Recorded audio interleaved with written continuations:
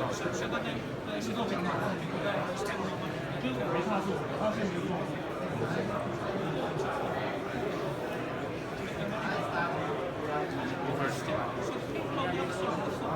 15 minutes. For me, only 15 minutes.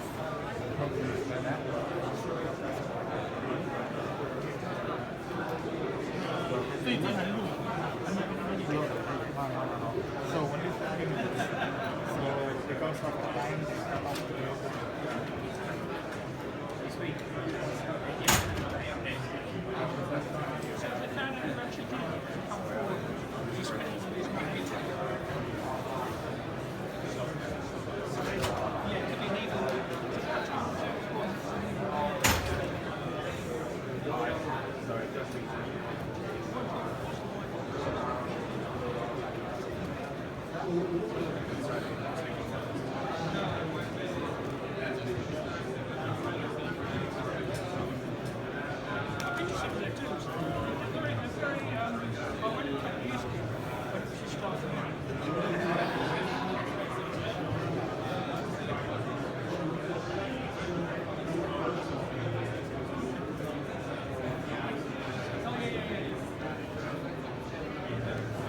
Good morning, everyone.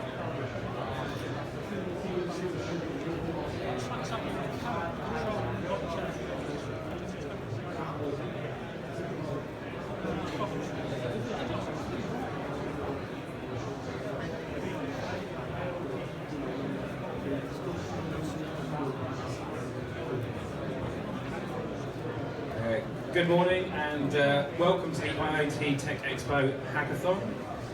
Thank you all for coming. My name's Nick, I'm helping to run the event, so if you have any problems or questions, you'll find me at the desk just by the front door.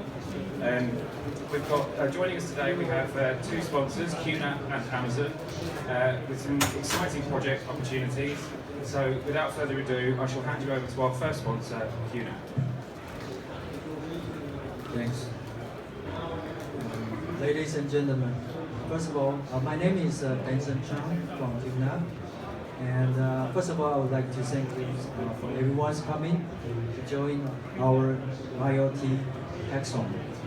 And I hope everyone can enjoy the competition today and tomorrow and have some fun here.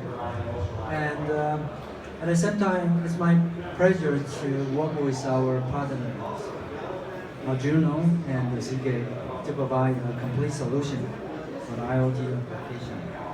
And we believe for this complete solution definitely can help developers much easier for their job and can benefit from it.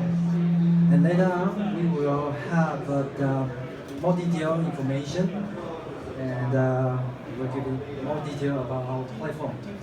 And before moving forward, I would like to introduce our company and give you some idea about QNAP. And QNAP, we were founded in 2004, and so far it's more than 10 years. And our headquarters is in Taipei, Taiwan. And so far we have more than 1,000 employees worldwide. And we have 20 offices in 14 countries. And this is the distribution of our office location, just to give you an idea of where we are. And basically we are the NAS manufacturer. And our products, there are three segments. One is enterprise, and the other one is SMB, and the last one is software and home. Of course, you can see, of course I won't talk about that one by one, it will take some while. And we have a tower base, which is the tower base in rack mount. And if you guys are interested, maybe we can talk about later on. And basically, what we are not only provide a piece of hardware, we also provide a bunch of very useful, very powerful features integrated into our NAS, including the storage, backup, QIoT is one of them, and also the multimedia and surveillance. And then Next, I'm going to introduce a little bit about the IoT features. Why we want to invest in an IoT application. And based on the Goldman Sachs call from them, they talk about the $2 trillion USD by 2020. So we believe this is a growing market. And the next slide, you will see the trend of the market size of IoT. And that's why we are part of that, and we feel confident we can contribute more in this field. And next slide will show you where we are. And as everybody knows, that normally they will store their coding or program into the cloud. And what we would like to provide is a private cloud. And you can put our NAS, integrate with different development board like Arduino. And our position is we provide the QNAP NAS and QIoT Suite, which is the platform, and developers can use it to do it by themselves. It's very easy and very intuitive. And this is just a general idea, and later on we have more detail. Of course, we will invite our partner to have a speech about their product and their plan. And I'm going to invite next the speaker is Garo from the Arduino, who is the director of the software development.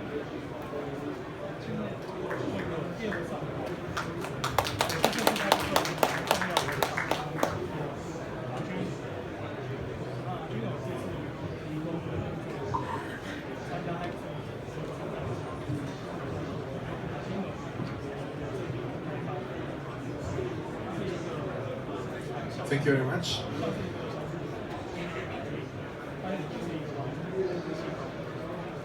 So, just a few words. Thank you for coming. How many of you already know Arduino? Okay, thank you very much. Just a few words about the board you can use in this ecosystem. The Arduino Yun is the Yun is our first board that use in the same piece of hardware both Linux and the real-time microcontroller. So in this board you have Wi-Fi connectivity in the Linux side, so you can use this board as a small computer, and at the same time you can reuse all the libraries you found on internet regarding Arduino. In this case you have Wi-Fi connectivity and the classic 8-bit Arduino microcontroller.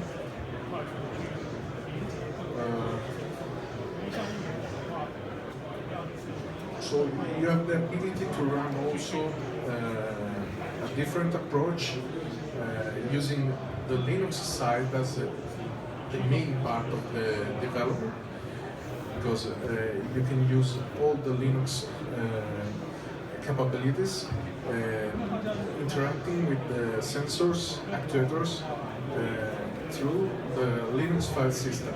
This is a new opportunity you have with this kind of boards.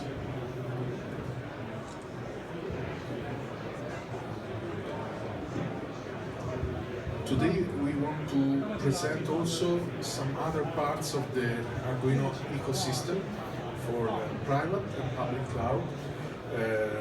The new board is the Arduino Primo, developed in touch with the ST, Nordic, and Expressive. Is our first board with 3 different microcontrollers on the same board. Each one is dedicated for a specific task. So we have the main microcontroller, which is an RF52 with Bluetooth and NFC capabilities directly on the board. So in this board you have NFC antenna integrated. You can create projects using NFC card, for example, and at the same time you have Bluetooth connectivity, low power Bluetooth, Wi-Fi, and an additional microcontroller for power management, because it's a very, very low power board.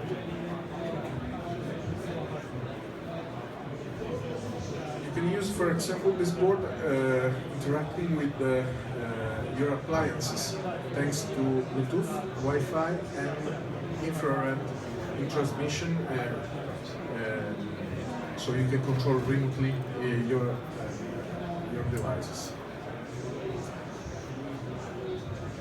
We are going to present also a new board, Arduino Primo Core, which is the very small version of the Arduino Primo.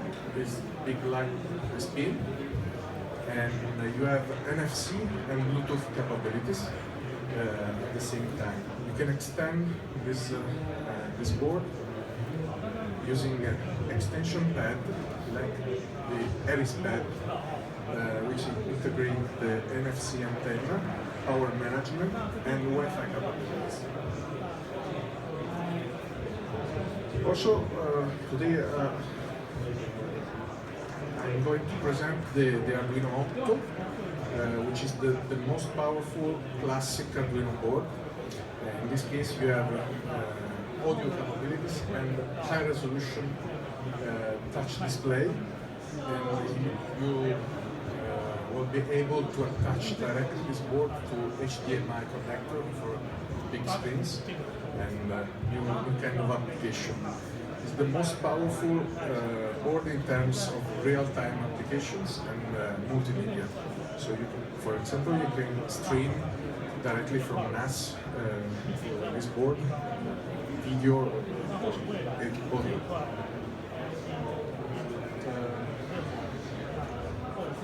We are working at the same time with new expansion board for our ecosystem, using the LoRa network that can extend the use of our device to distributed networking over the LoRa protocol. And we are going to provide both the node shield and the gateway shield. So the idea is to extend our ecosystem using small components, sensors, actuators that don't need any soldering activity, to make very easy for everyone to approach this world, to have very small and low power devices that you can attach to sensors and actuators, to have sort of gateways that allows to connect these devices to the cloud, private or public, and to have a lot of partnership with partners like QNAP and everyone who want to join to Arduino ecosystem.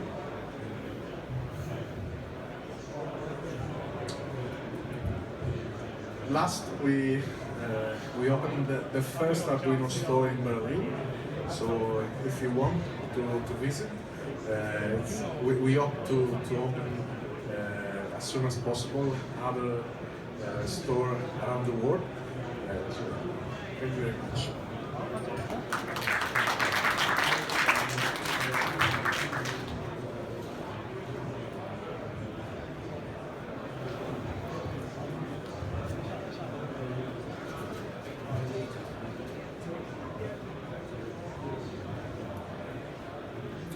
Good morning.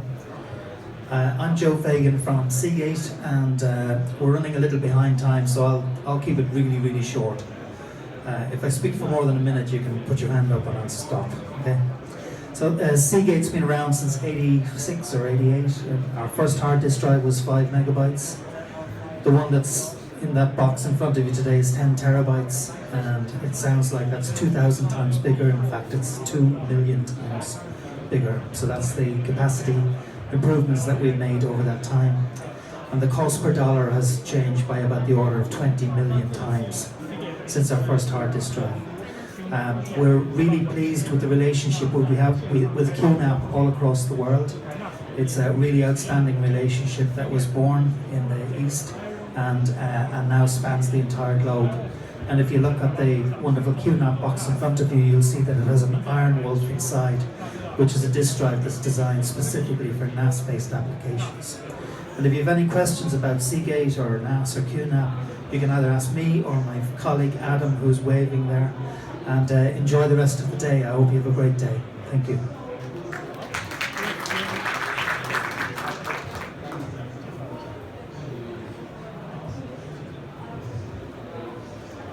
Thank you very much to QNAP, and now we're going to hand over to Amazon.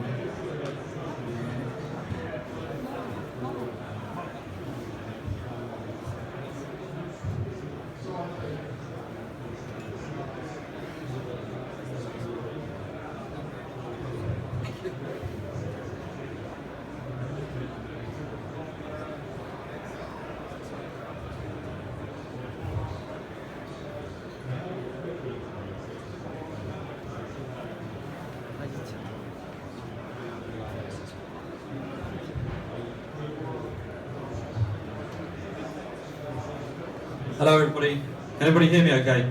It's quite quiet at the back, cool.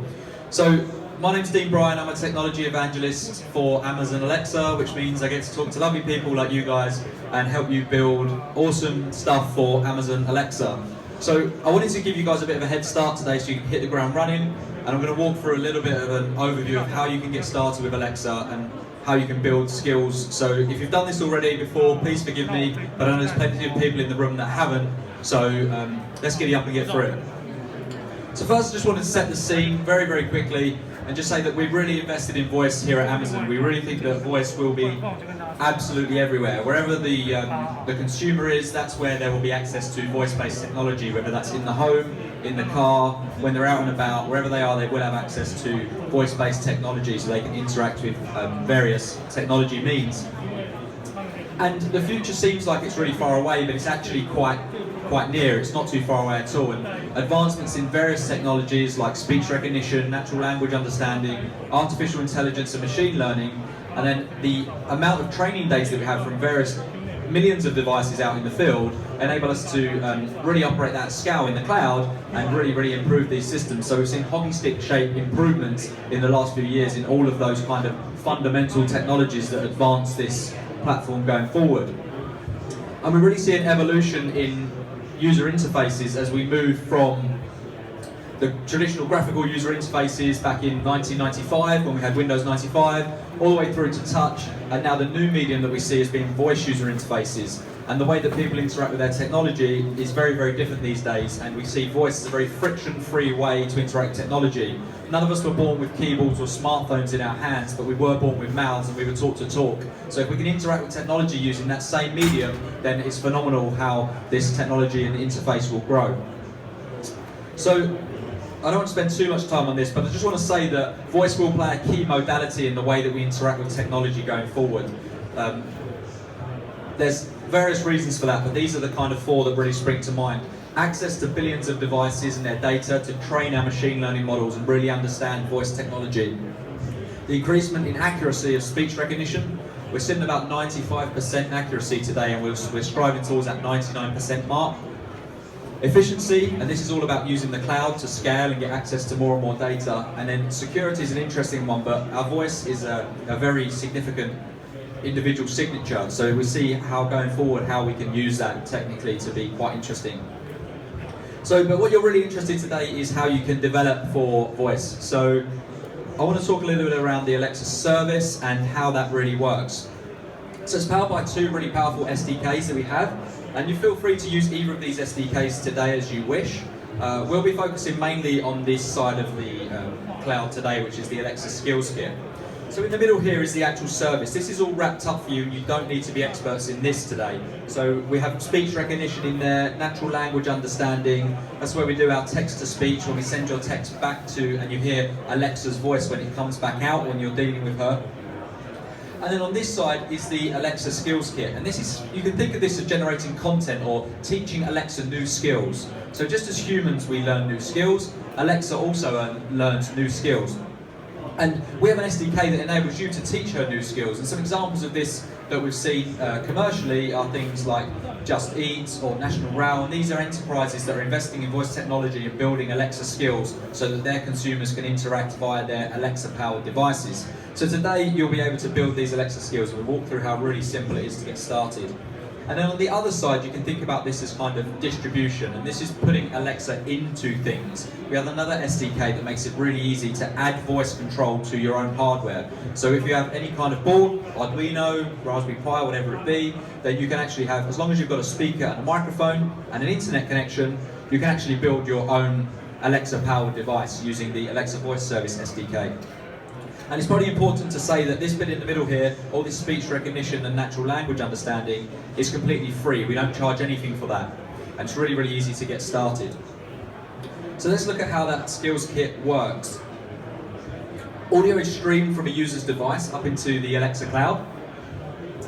And then Alexa will send that customer's request to a service that you host. This is the logic of your skill, the action that you need to fulfill. So we perform the speech recognition and the natural language understanding and abstract what we call an intent from that. What does the user intend to do?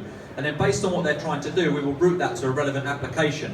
If they're asking for the weather, that will be one of our applications at the first party. But if they're asking for something that your skill is able to perform, we will route that to your service.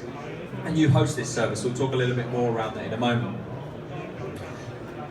And then you respond with text. So you send back a string of text that you want Alexa to respond with, and then we will render that speech and send it back to the device. So we take care of most of the heavy lifting. Your application logic really just needs to receive a JSON request and respond to it with a JSON response in a specific format. So to quickly go for that in just a little bit more detail, we pass that from the user's voice to the automated speech recognition, and then to the natural language understanding.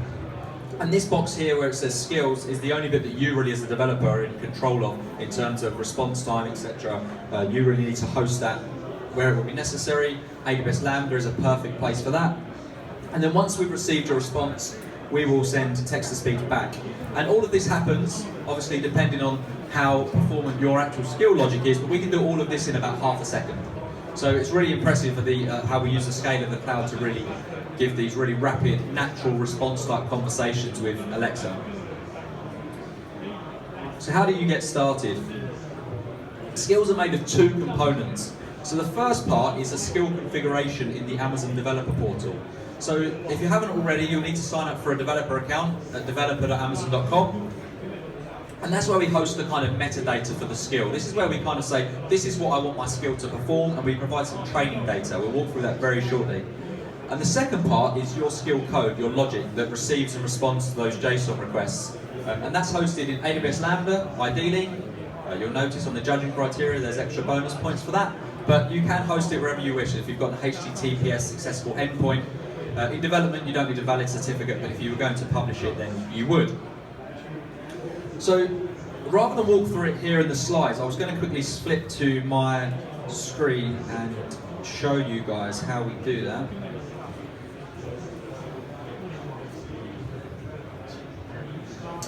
So, one second. I'll make this a bit bigger. So we have plenty of examples to get you started over on GitHub. So if you go to github.com/Alexa, you can find a lot of samples that we have for you to get started, and you can work from these samples to build your own experiences that you're going to build today.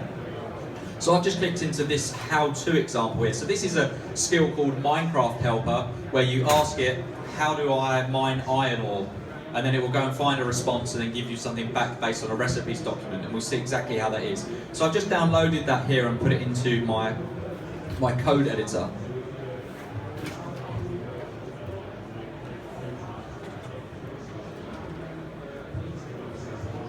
So what you'll see is we have two folders. We have a speech assets folder here, and we have a source folder. This is you can think of this as the two components I just spoke around. The speech assets is our initial kind of voice model, our voice configuration, and the second part is our actual logic code that we host in AWS Lambda. So in the speech assets, the first thing we have is what we call an intent schema. And this language may seem a little bit odd to you, but the easiest way to think of it if you're a developer is to think that an intent is a function and a slot is a variable. And that's the easiest way to kind of correlate the two. So these are the functions that my skill is going to perform. So I have one intent called recipe intent, and that will get me recipes or answer a question. And the second ones here are some built-in ones that we have. User can say repeat, user can say stop, user can say cancel, and we provide some built-in intents for that. Within an intent, you have the option to have slots. So that means variables that you wish to abstract from the user's speech. Now, you aren't past the raw utterance of what a user says, you are just past a JSON object. And that JSON object will include the intent and any slots that we've identified within the user's utterance or string of text that they've given to us. So here, we want to abstract the word, or the slot, item. And it's of type list of items. And you can see here that we've got custom slot type here where we've actually given it a list of items. This is ultimately training data to improve accuracy for that slot type. So a catalogue of things that the user could say, wooden trapdoor, oak fence gate, some examples from this Minecraft specific example. But these could be anything you want. Think this for National Rail, this would be station names. This may be a catalogue of car models if you were building a skill and you were a car manufacturer. But this really helps us improve accuracy. Sorry, it's a question. Yeah, so this isn't a definitive list. It doesn't have to be in there, but we will try to use this to improve accuracy and try to match one of these where we can. And then the next thing that we have that kind of ties the whole thing together is these sample utterances. So what we do is we write out our intent here, recipe intent, and then we say, how can I craft? And then in the braces there, we put our slot. So whatever the user says at this part of the utterance, where the word item is, we abstract that as the variable and pass that to you as a developer. I built a simple skill that got tube status information, and you say, are there any delays on the circle line? Well, where the user says the word circle, that's the slot that I want to abstract, because that's the only piece of information that I need in order to fulfill their request with the TFL API. So just be mindful of the information that you need to abstract from the user. The chances are you don't need the whole utterance, you just need various slots within that utterance in order to understand what the user wants to say. So we put these items into the Amazon Developer Portal over here. The conference Wi-Fi isn't the fastest that we've got. While that's loading, there's a different thing that we need to add as well. So when we use custom skills, which we're talking about here, you need to think of an invocation name for your skill. So when we interact with custom skills as users, we have to use the word ask, tell, open, play, launch, and there's about 20 to 30 words that a user can say before an invocation name. So this is ultimately the name of your skill. So you may say, Alexa, ask Just Eat to order me a takeaway, or ask National Rail for my commute, where Just Eat and National Rail are things. So this could be a brand name, or it could be just a name of the application that you're building. So, open cat facts, or open Minecraft helper in this example. But you need to think of a name there, and try and say it out loud so it sounds pretty natural in companion with the words ask, tell, open. So this is signed out here. And I'm conscious of time, so we might not walk through it, but ultimately what we're going to do is copy and paste, in this scenario, the examples here into the fields in the Amazon Developer Portal. We go along to the Alexa page. It's taking far too long to launch. But once we're logged in there, we go into the Amazon Developer Portal, we can select Alexa, create a new skill, and then we paste those voice resources, the utterances, the slot type, and the intent schema, in this scenario if we were building this exact example, into there. So that's where we're building. I encourage you to start with one of our templates. It'll give you a really good base to build off of, as opposed to actually just kind of just going gung-ho and just starting with like a raw intent schema. I think it'll be good to kind of start with a base unless you've done this plenty of times before. And then your code, of course, is where we host the logic. So when you run your code if you use AWS Lambda, for example, you'll create a function in AWS Lambda. Has anybody here used Lambda before? Okay, there's a few people here, but you'll need to sign up for an AWS account at aws.amazon.com. If you haven't already, all of what we'll be doing today will be used within the free tier, so it won't cost you anything. You get 1 million invocations per month, every month for free with AWS Lambda, so unless you start getting more than 1 million requests today, then you should be able to operate within the free tier. And what we'll do there is we basically package up our code here. We have an index file, a package file, and we've got this recipes object. And as I said earlier, if we ask for rabbit stew, it will look in this JSON file for the word rabbit stew, and then this will be the response that she says out. Rabbit stew can be crafted, and we'll see exactly how that works in the code here. So we have an SDK. I'm going to walk for an example here in Node.js, but you can actually build skills in whichever language you choose. But we do have, there are community SDK for Python, there's an SDK that we have for Java, but I will walk through Node.js here today. It's probably the most maintained SDK that we have, and it's a really, really powerful one. It's relatively new. We just released a really major update to it, and it's pretty powerful to get started. So first of all, up top, we require all of our modules, and all of the examples you look at on the GitHub will use this SDK actually. We require our modules, which is obviously the Alexa SDK, and the recipes file that I just showed you. You can put your application ID in here. This is a security feature if you wish. And then this actual handler here, this function here, I'm highlighting, this is actually the skill itself. This is the logic that's happening. And all we're basically doing here is registering the handler.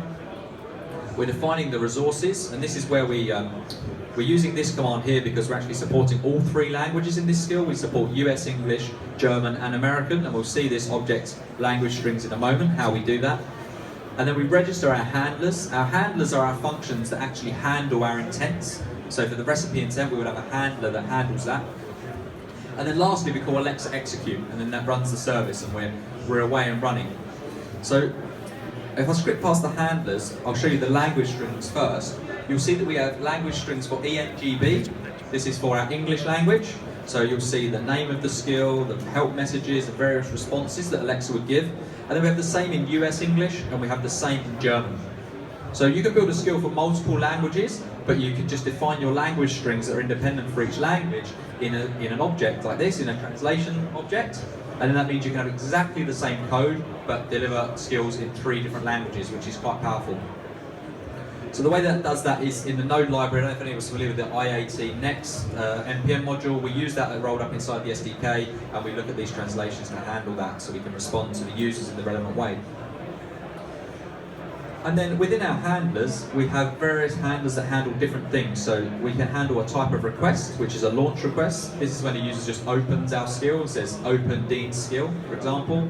Or we can map them to specific intent names. For example, the recipe intent that you would have seen earlier in our intent schema. So you would expect to have a handler like this handler function for each of your intents. And then in there, it's really, really simple. All that you really have to do is abstract those slots. So you can see here, we're getting the slot from the event object, and the event is the JSON request that is sent to you. Event.request.intent, so we're just doing dot notation on a JSON object here, so this shouldn't be too complicated for developers in the room. To abstract that item, the value of the name item. So we abstract the value of the name item, and we can then use item slot to use that variable, like whatever the word was, to query the recipe data. So you can see there that recipes equals this.t recipes. We use this.t, and that is what invokes the translation library that we have to pull the relevant language. There's a locale object that's sent in the event, so it looks at that and says which language does the user want this response in, and if you use this.t on your response, it will actually respond with the relevant language object. It will query the right translation object. And then recipe, we just look at recipes, and then we pass in that item name, which was the slot value that we had. So that would be wooden backdoor or whatever the thing was called in Minecraft. And then really all we have here is some conditional statements based on what the whether stuff's stored, etc. But ultimately all we do is we call this line at the end. You can do whatever logic you want in here. You need to query a third-party API, do some mashing, do some conditional statements. It's really up to you. But at the end, all you need to do is have a this.emit statement. And a this.emit statement has 2 options, really. We either tell something or we ask something. So when we tell, we're going to give the user some information from Alexa, and the session is going to end. And when we ask, we expect the user to respond. So just bear in mind, if you're using ask prompt, that you should probably tell the user that they need to respond. when users are in conversation with things like Alexa, they really find it much more useful to have a question posed at the end if they are required to respond. So when you ask, you get a reprompt option. So we have this.emit, ask, so you can ask or tell, and then we send the speech output, which is just a string of text that you want Alexa to say back, basically.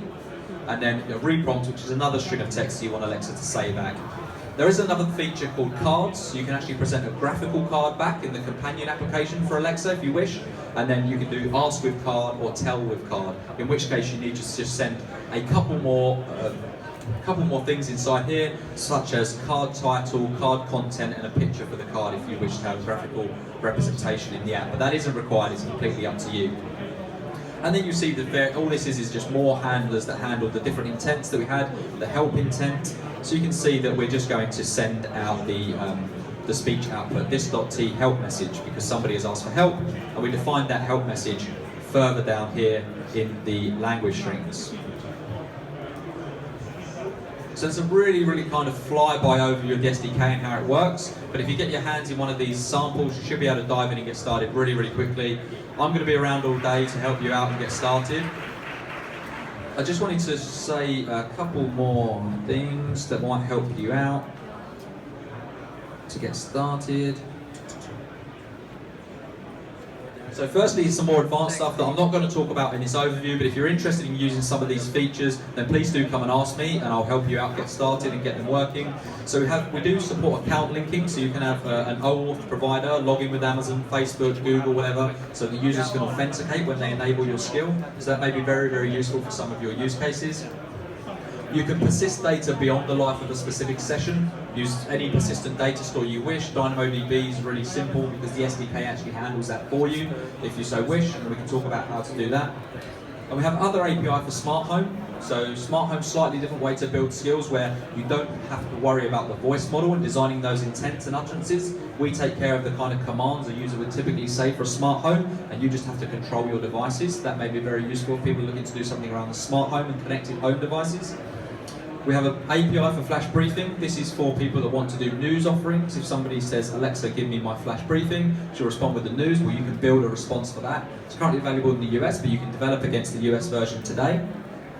We also have an API for long-form audio. If you wish to stream audio back to your users as part of your thing, play podcasts, music, mindfulness, whatever it be, you can actually build something that do that, and we support more directives there, such as pause, skip, next, etc. So more directives that are supported there when we're dealing with those kind of interfaces. And the last thing I want to say is more around kind of just get creative and think about a little bit outside of just Alexa. So build an Alexa skill, but really kind of be a bit more creative. You've got access to all of the AWS services that are there. We announced some really cool stuff at reInvent. We've got image recognition services, text-to-speech stuff that you can do in 47 different voices in 24 different languages, but then you've also got the IoT service from AWS where you can do WebSockets, so go to a browser or an IoT device and simulate real IoT connected devices. We can really, really get creative around the whole plethora of services that AWS offer to us. So I encourage you to really, really get creative and think about all of the services that you can use in companion to your just building a simple Alexa skill. Could you build something graphical to go alongside it in the browser or in Amazon Fire TV, or could you just try and get as creative as possible around that? And then lastly is the judging criteria. So I just wanted to give you a bit of a reminder of what we're actually judging for so you can think about that when you're building. So we're looking for voice user interface, and what this means is how natural is the experience with the user. There's a link in the website with the judging criteria to some guidelines on voice user interface. I encourage you to at least look at it in some detail to think about how you build a nice natural voice user interface, because we will be looking at that when we're looking at the judging. Creativity is key. We want to be as creative as possible. Try and create things that we would never have thought of creating. Try and be as creative as possible, and I can't really emphasize that point enough. We find that skills are really popular when they're useful to people. Will people come back to the skill? Will they use it regular? Is there a regular use for that? So we've allocated some points for that. You get 5 points for using AWS Lambda. It's not mandatory, but you do get 5 points for it, and it's awesome, so that's up to you. And then a few points for your presentation and your pitch at the end as well. So without further ado, I just want to say, go build. If you are here to build for Alexa, then you don't have a team, get mingling, talk to people. There's plenty of people here. It sounds like some people have got really mixed experiences, so yeah, have fun, and we'll be around to help you throughout the day.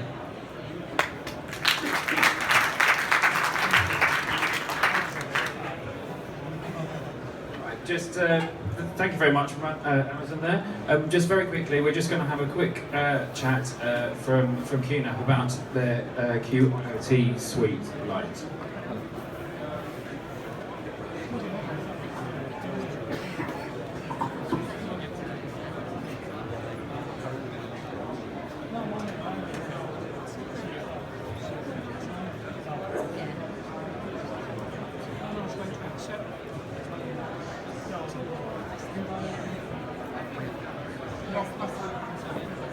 Hello everyone, good morning.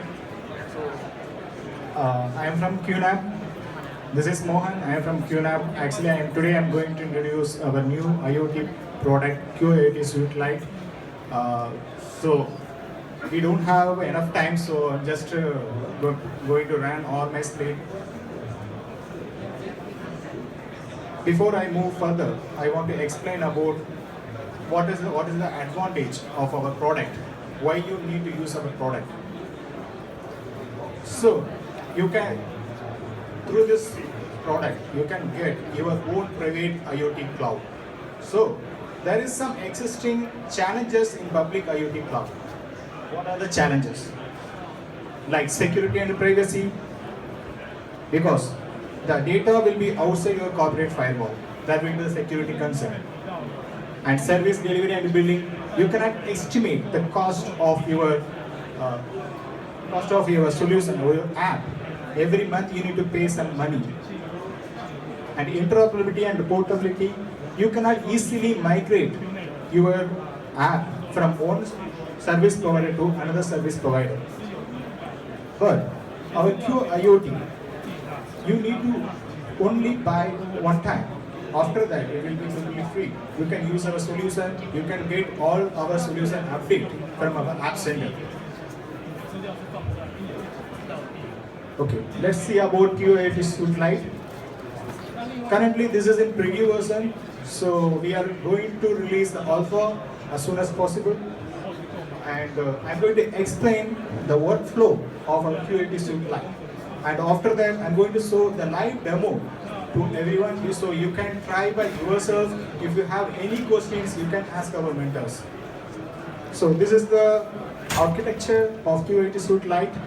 So you can connect your any board, Arduino or Raspberry Pi board, and you can transfer your data through any protocol, MQTT or HTTP or MQTT-S, through our QIoT gateway.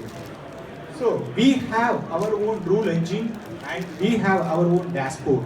You can write your programming logic, your application logic, and you can write your own. You can do some control of your device using our rule engine. I will show the demo to you. How can you use that rule engine, and you can visualize the data using our dashboard. Also, we are providing APIs for mobile devices, and you can use our API for your own dashboards. Maybe you have your company have your own dashboards, so you can visualize the data in your dashboard.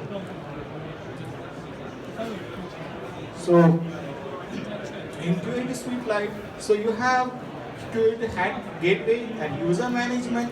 So you can create multiple users and you can control your devices, and you have one rule and one dashboard for each and every application.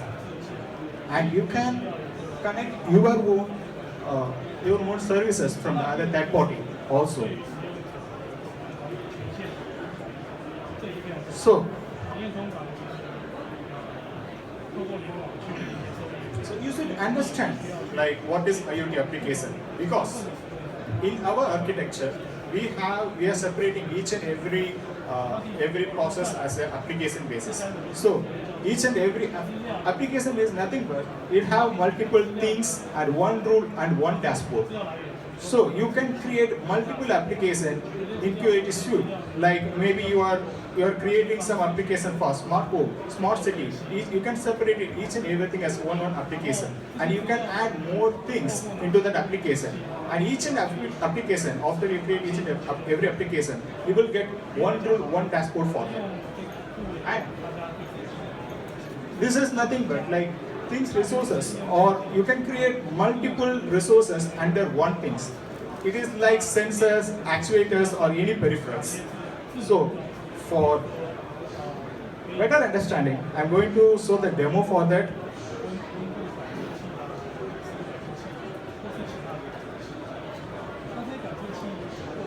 So you can find the NAS IP address in right side of your NAS.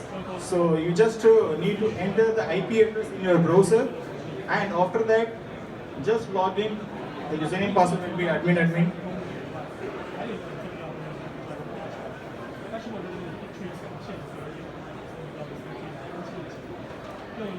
You can find the icon QIoT. If you cannot find, you can find it from here. So just click it, it will open, and the password of the QIoT suite will be admin. So once you log in, you will navigate to our system. You can find IoT application, things types and users and everything. Okay, I'm going to explain the main part. And if you have, you can do the workaround. I mean, you can play with the other sections. If you have any question, you can ask our mentors. So the main part is IoT application. When you create an IoT application, here we can see one IoT application have multiple things, one root and one dashboard. You can create your own IoT application.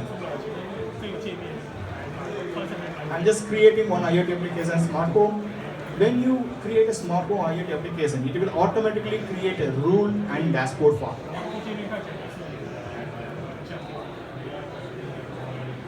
You can see the rule and dashboard.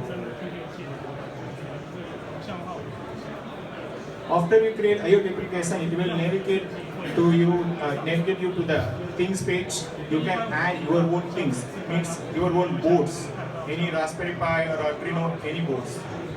And you can see your own rule also here. This is very user-friendly rule. You can just drag and drop the options, and you need to write detailed program on that. Very easy. Okay, now I'm going to create some things like my Arduino Yun. So we have a two category, thing category, QIoT supported and custom. QIoT supported means we are supporting our partners. So we already tested all the sensors and everything. So it completely supported for that QIoT supported devices. So I'm just going to create Arduino Yun. One thing, you can add the attributes of the thing. Attributes is nothing but metadata. You can add the RAM or CPU or anything, because you can refer it later.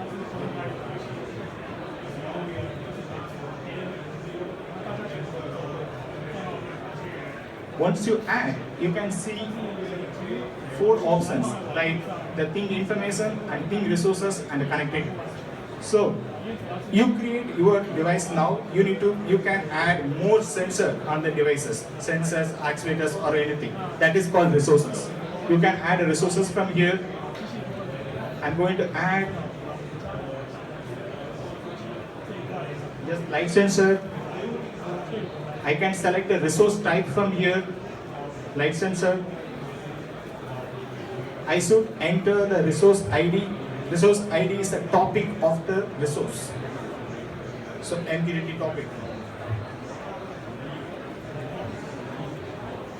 So the resource will be ready. That's it. You created your application. You added one thing and one resource. Now you can see your rules from here. We have our own rules template, so you can easily understand to the rules. How can you create the rules? So you can open in the new window. So these all boxes are called nodes. Okay, so we have our own QNAP supporter nodes and some other nodes, input and output function nodes and other nodes. So you can see all the nodes information. Just click here, you can see the information in the right side. So you can read all this information to better understanding. And we have some hint in the top of that nodes also. This is the MQTT subscriber node and this is MQTT publish node. In this flow, we are just simulate the SDK, simulate your device easily. Just we are just triggering some particular data each and every intervals to the MQTT publish node, and from the MQTT subscribe node I am taking the data and display into the dashboard and also the debug node. You can see the flow of the data from here.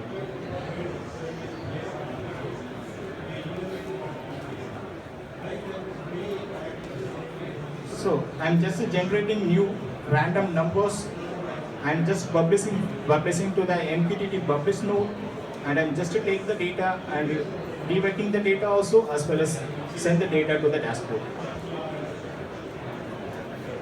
Very easy. So if you want to change, and you can write your own logic from here, and if you want to change to your device, just remove this layer and just publish the data from your device. You can visualize the data to the dashboard. Okay, so in dashboard also you can see the data flow easily. Got it? So you can edit this page, and you can, if you want to use this widget, you can export. Before that, you need to create some app key.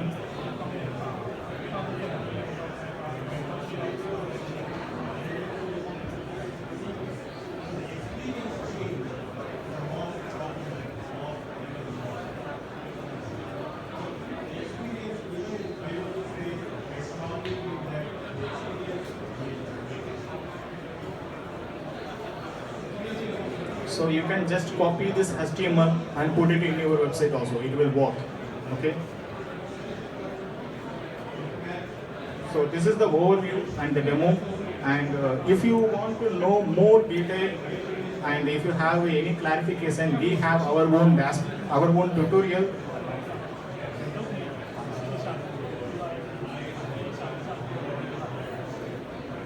We prepare a tutorial for that. You can refer the tutorial. Here you can see the example code. How can you connect Arduino device?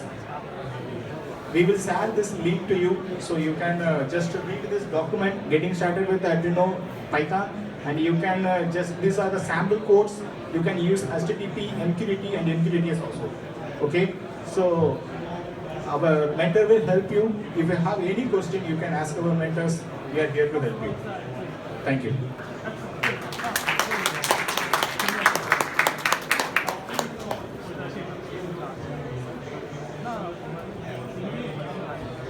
Thank you very much to all of our speakers, and now it's over to you.